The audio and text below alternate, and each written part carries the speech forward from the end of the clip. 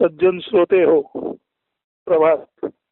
आजच्या निशिदिनीमध्ये आपणा सर्वांचं सहर्ष स्वागत करीत आहे. आजच्या निशिदिनीच्या निरूपणाचे शीर्षक आहे इस मेले से छुटना. मेळा, बाजार म्हणजे हा जगरूपी बाजार आहे, हा जगरूपी मेळा आहे. या बाजारातून, मेळ्यातून आपण सर्वांनी आपली सुटका करून घ्यावी, आपण मोक्ष साधावा, अशा अर्थी इस मेले से छुटना असे या निरूपणाचे शीर्षक आहे. संस्कृत सुभाषित आहे, यस्येच्छानुसंधान मात्रे दुस्साध्यता मते हे गुरुपदेश शास्त्रादि तस्य नूनम निरर्थकम. यस्येच्छानुसंधान मात्रे दुस्साध्यता मते हे गुरुपदेश शास्त्रादि तस्य नूनम निरर्थकम. इच्छा दुर्लक्षिणे हेही ज्याचे बुद्धी दुस्साध्य वाटत असे त्याचेसाठी गुरुपदेश प्राप्ती तथा शास्त्रज्ञान सर्वथा व्यर्थ ठरत असे. ज्याला निर्माण झालेल्या इच्छांकडे दुर्लक्ष करणे कठीणच नव्हे तर असाध्य वाटते, म्हणजे त्याच्या बुद्धीला असे काही झेपत नाही, पेलवत नाही, त्याचेसाठी जरी यदा कदाचित भाग्यवशात त्याला गुरुपदेश प्राप्ती झाली असेल वा थोडेफार शास्त्रज्ञानही मिळाले असेल तरी वास्तवात ते सारे म्हणजे तो गुरुपदेश आणि शास्त्रज्ञान व्यर्थच ठरते. जसं अळवावर पाणी पडावं किंवा पालथ्या घडावर पाणी ठरावं अशा तऱ्हेने तो गुरुपदेश आणि शास्त्रज्ञान निरर्थक ठरतात. वास्तवात हा जगरूपी मायेचा पसारा अनादि अनंत असून त्या पसाऱ्याकडे आपली ज्ञानेंद्रिये खेचली जातात, आकर्षिली जातात आणि स्पर्श गंध रुची दर्शन श्रवणादी सुखप्राप्तीसाठी ती सतत बाहेर म्हणजे या मोहांधकारी, मोह म्हणजे मूर्खता आणि अंधकार म्हणजे अज्ञान, अंधकार आणि मूर्खतेने भरलेल्या या मोहांधकारी प्रत्यक्षात ज्याला शाश्वतता किंवा स्थैर्य नाही अशा क्षणभंगू जग रूप संसारात प्रत्यक्षात जीवाला, माणसाला अडकवून त्याला पुन्हा पुन्हा जन्ममृत्यूच्या चक्रात अडकवतात व छळतात. हे वाक्य पुन्हा ऐका. वास्तवात हा जगरूपी मायेचा पसारा अनादि अनंत असून या पसाऱ्याकडे आपली ज्ञानेंद्रिये खेचली जातात, आकर्षिली जातात आणि स्पर्श गंध रुची दर्शन श्रवणादी सुखप्राप्तीसाठी ती सतत बाहेर म्हणजे या मोहांधकारी प्रत्यक्षात ज्याला शाश्वतता किंवा स्थैर्य नाही अशा क्षणभंगूर जगरूप संसारात जीवाला, माणसाला अडकवून त्याला पुन्हा पुन्हा जन्ममृत्यूच्या चक्रात अडकवतात व छळतात. ही सर्व काही काळ सुखे प्राप्त होतात, म्हणजे ह्या संसार रूपी बाजारामध्ये ही स्पर्शगंधादी पंच ज्ञानेंद्रियांची सुखे काही काळ प्राप्त होतात, मात्र ती लगेच संपतात व जीव पुन्हा पुन्हा या सुखेच्छेच्या नादी लागून कधीही शमित वा शांत न होणाऱ्या तृष्णाबंधनात कायमस्वरूपी अडकून केवळ असीम असह्य संसार रूप दुःख भोगण्यासाठी ज्या भूतलावर येतो. याचे विवेचन या पूर्वीच्या म्हणजे या आधीच्या निरूपणात आपण यथास्थित केले असून त्याकरता प्रत्येकाने पंच ज्ञानेंद्रियांना हृदयस्थ नारायण आत्मा परमात्म्याकडे अंतर्मुख पद्धतीने वळवून किंवा त्यांना अंतर्मुख करून आत्म्याचाच स्पर्श, आत्म्याचाच गंध, आत्म्याचीच चव, आत्म्याचंच दर्शन घ्यावं नव्हे, आत्म्याचाच नाद संवाद रूपाने ऐकावा असे सांगितलेले आहे.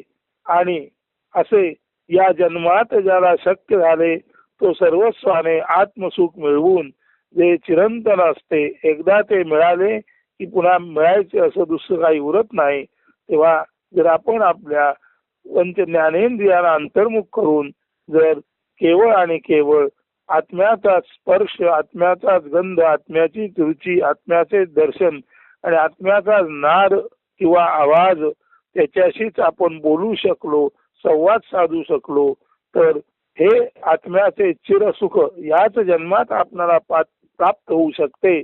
आणि एकदा का आत्मसुख या जन्मात प्राप्त झाले की पुन्हा या भूतलावर वरचेवर जन्म मृत्यूच्या चक्रात फेऱ्यात अडकण्याची वेळ आपणावर येत नाही. या दृष्टीने या मागील निरूपणात जे सांगितलेले आहे, स्पर्श गंध रुची दर्शन श्रवण अवघा बरला नारायण, नुरे मोळी आता दिखवणे पण केवळ सारा नारायण, केवळ सारा नारायण.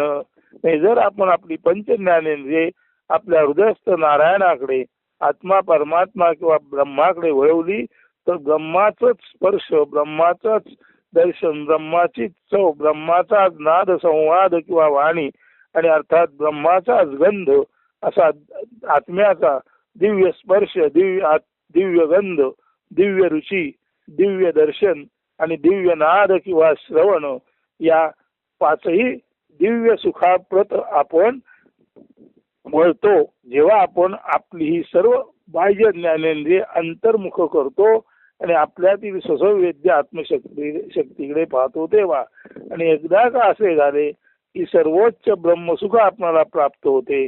आणि ब्रह्मसुख असं आहे की जे मिळाल्याने परत काही मिळवण्याची इच्छाच निर्माण होत नाही. म्हणून ज्याने आपली पंचज्ञानेंद्रिय अंतर्मुख करून आतील आत्म्याचा वेध घेतला, शोध घेतला, बोध घेतला, आत्म्याचा स्पर्श, आत्म्याचा गंध, आत्म्याचे दर्शन, आत्म्याची चव आणि आत्म्याचेच शब्द श्रवण किंवा आत्म्याशीच जो स्वतः बोलू शकला, तो खरोखरच आपल्या अंतरीच्या देवाशी बोलतो आणि देव त्याच्याशी बोलतो. जसा नामदेव विठ्ठलाशी बोलू शकला तसा, असा जेव्हा आपला देवाशी संवाद सुरू होतो तेव्हाच खऱ्या अर्थाने देव, दिव्यत्व, आत्मा, परमात्मा, नारायण, ब्रह्म याचं संपूर्ण सुख आपल्याला प्राप्त होतं.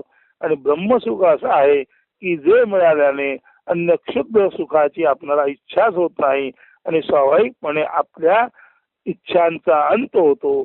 आणि असा इच्छांचा अंत झाला की जे मिळते ते आत्मसुख कसे मिळते हे आपण मागच्या निरूपणात सांगितलेलं आहे. त्या दृष्टीने हे सर्व करायचं असेल तर आपणाला मुळात इच्छांचा समूह बिमोड करणे आणि सर्व त्याग साधणे आवश्यक आहे. त्यासाठी आपल्या ज्ञानेंद्रियांना अंतर्मुख करून आतील ब्रह्माची गोडी लावणे आवश्यक आहे. असे ज्याला करता येत नाही त्याच्यासाठी सर्व गुरुपदेश तथा तत्वज्ञान विषयक ज्ञान म्हणजे पालथ्या घड्यावर पाणी किंवा अळवावरच्या पाण्यासारखे अवघे, वृथा, निरर्थकच ठरते. या दृष्टीने मेघवृष्टी ग्रंथात पान 145 वर किंवा आत्मोपनिषद ग्रंथात पान 151 वर पुढील छोटस काव्य आलं आहे. याच्या अर्थाकडे सज्जन श्रोते हो, नीट ध्यानपूर्वक श्रवणाद्वारे आपण पहावे म्हणजे ऐकावे अशी विनंती प्रस्तुत प्रसंगी आपणाला करत आहे. ते काव्य असं आहे, त्याचं शीर्षक असं आहे, ये दुनिया का मेला, ये दुनिया का मेला सदियों पुराना, चलता रहा है चलता ही रहेगा, खुदी से खुदा तक है जो तुझको उठना, मेले से इस तू ना चीज भी उठाना, मेले से तुझको न लेना या देना, अरे ओहे बंदे इस मेले से छुटना. अरे ओहे बंदे म्हणजे अरे प्रिय शिष्या, अरे प्रिय अनुयाया, तुला गुरु सांगत आहे की बाबा रे, हा दुनियाचा मेळा, दुनिया का मेळा म्हणजे हा जगरूप बाजार किंवा हा जगरूप मेळा जो दिसायला अत्यंत आकर्षक दिसतो, तो अनादि अनंत काळ असाच चालू आहे आणि असाच चालू राहणार आहे. मात्र तुला जर या मेळ्यातून सुटायचे असेल, या मेळ्यातील आकर्षक वस्तूंपासून तुला दूर राहायचं असेल आणि खुद पासून खुदा तक म्हणजे आपल्यातूनच आपल्यातील परमेश्वरापर्यंत तुला झेप घ्यायची असेल तर तुला या जगरूपी बाजारातील एकही वस्तू उचलायची नाही, तिला स्पर्शही करायचा नाही. कारण या जगरूप बाजाराशी हे माझ्या परमशिष्या, अरे ओए बंदे, हे माझ्या परमशिष्या, या जगरूप बाजाराशी तुझा काही संबंध नाही. तुझा संबंध केवळ आत्म्याशी आहे आणि तुझा संबंध आत्म्याशी असल्या कारणाने स्वाभाविकपणे त्वचा किंवा काया, नाक, जीभ, डोळे आणि कान ही सर्व पंच ज्ञानेंद्रिये तू या जगाकडे न बघता तुझ्या अंतस्थ असलेल्या परमात्म्याकडे, खुदाकडे, नारायणाकडे, आत्म्या परमात्म्याकडे वळव आणि तेथे तू प्रत्यक्ष खुद मधील खुदा म्हणजे तुझ्या आत जो भगवंत विराजमान झालेला आहे त्याचा स्पर्श, त्याची चव, त्याचा गंध, त्याचा नाद आणि त्याचं दर्शन घेत राहा. असं जेव्हा तू परमेश्वराचे, जो परमेश्वर तुझ्या हृदयस्थ कायमस्वरूपी नांदत आहे, असा जेव्हा तू तुझ्या हृदयस्थ परमेश्वराचे कायमस्वरूपी दर्शन घेशील, त्याचा स्पर्श अनुभवशील, त्याची चव म्हणजे तो किती उच्च प्रतीचा आहे याचं ज्ञान तुला होईल, त्याचा गंध म्हणजे त्याच्या अस्तित्वाने जो एक आनंदाचा माहोल तयार होतो तो जो तुला अनुभवता येईल. आणि खरं सांगायचं म्हणजे त्याच्याशी तू संवाद रूपे बोलू शकशील आणि त्याचा नाद तुला जेव्हा ऐकू येईल तेव्हाच खऱ्या अर्थाने तुझ्यातील खुद मधील म्हणजे स्वतःमधील खुदा म्हणजे स्वतःमधील परमेश्वराचं तुला दर्शन होईल आणि या आकर्षक परंतु नश्वर जगाच्या मायारूप बाजारातून तुझी कायमची सुटका होईल. अशा अर्थाचा हा एक समग्र आशय या काव्याचा मी सांगितलेला आहे. आता हे काव्य पुन्हा म्हणतो आणि नंतर आपल्या निरूपणाची सांगता इथेच होईल.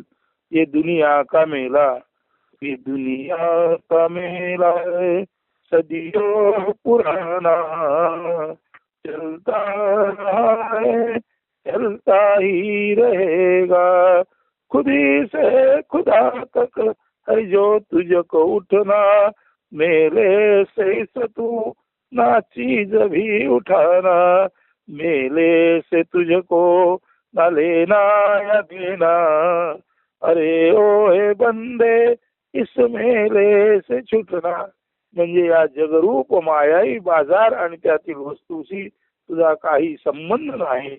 या जगारूप मायावी बाजाराकडे तू पाठ फिरव आणि तुझी संपूर्ण ज्ञानेंद्रिय अंतर्मुख करून खुद मध्ये जो खुदा वस्ती करून आहे, या अंतर्गत जो परमेश्वर सौवेद्य आत्मरूप म्हणून वस्ती करून आहे तिकडे लक्ष दे आणि त्याचे सर्व सुख या जन्मात मिळवून ते ब्रह्मसुख असं आहे एकदा प्राप्त झालं की अजून मिळवायचं काही शिल्लकच राहत नाही. ते ब्रह्मसुख प्राप्त करून घे की ज्या योगे त्या जगातील मायारूप वस्तू आणि आकर्षण त्याच्याबद्दलच्या तुझ्या इच्छा पूर्णपणे नष्ट होतील आणि तुझ्या इच्छा एकदा का इच्छांचा बिमोड झाला, एकदा का तू पूर्ण निरीच्छ झालास की स्वाभाविकपणे त्या क्षणी तुला खुद मधील खुदाचं म्हणजे हृदयस्थ परमेश्वराचं दर्शन होईल आणि तू पुन्हा या जगरूपी आवर्तन चक्रात जन्म मृत्यूच्या चक्रात पुन्हा तुला याचं कामच पडणार नाही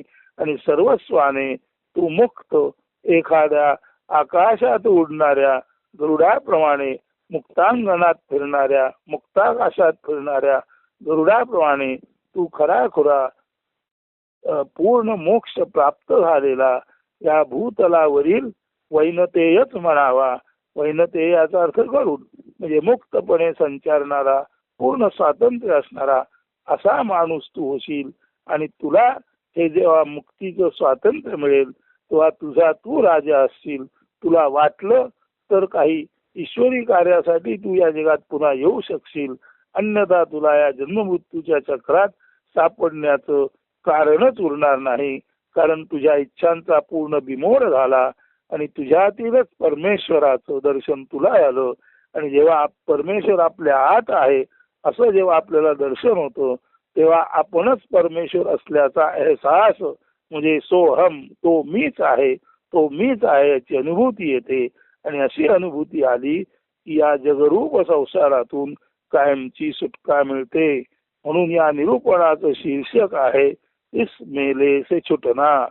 त्याचं आपण ध्यानपूर्वक श्रवण करावं आणि आपण ठरवावं आपणाला या इच्छारूपी मायारूपी जगरूपी मोह बाजारात पुन्हा पुन्हा यायचं आहे का कायमच्याही सुटका करून घ्यायचा आहे याचं त्याला स्वातंत्र्य आहे.